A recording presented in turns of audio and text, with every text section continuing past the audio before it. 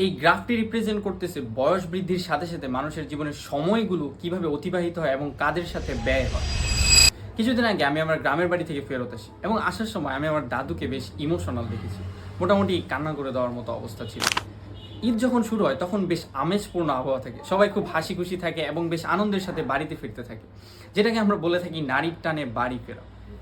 কিন্তু যখন ঈদ শেষ হয়ে আসে তখন আবার আমাদেরকে আমাদের কর্মব্যস্ত জীবনে ফেরত আসা লাগে এবং এই জিনিসটা যাদেরকে রেখে আসা হয় তাদের জন্য আরও বেশি বেদনাদায়ক। একবার হসপিটালে কর্মরত এক নার্সকে জিজ্ঞেস করা হয় মানুষ তার জীবনের শেষ সময়ে সবচেয়ে বেশি পরিমাণে কি চায়।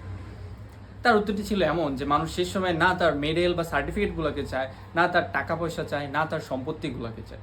মানুষ শেষ সময় একটা জিনিসই সবচেয়ে বেশি পরিমাণে চায়, আর তা হলো তার প্রিয় মানুষগুলোকে, আরও স্পেসিফিক্যালি বললে তার লাইফ পার্টনারকে। এক কথায় বললে মানুষের জীবনে ফ্যামিলি সবচেয়ে বেশি গুরুত্বপূর্ণ। কারণ শুরুতে আমরা যে গ্রাফটা দেখেছিলাম তার থেকে যদি একটি গ্রাফের দিকে নজর দেওয়া হয় সেখানে দেখা যাবে বয়স যত বাড়তে থাকে মানুষের একাকিত্ব ততটাই বাড়তে থাকে। এখান থেকে আমরা উপলব্ধি করতে পারি আমাদের ফ্যামিলির প্রতি আরও বেশি গুরুত্ব দেওয়া উচিত এবং আরও দায়িত্বশীল ভূমিকা পালন করা উচিত।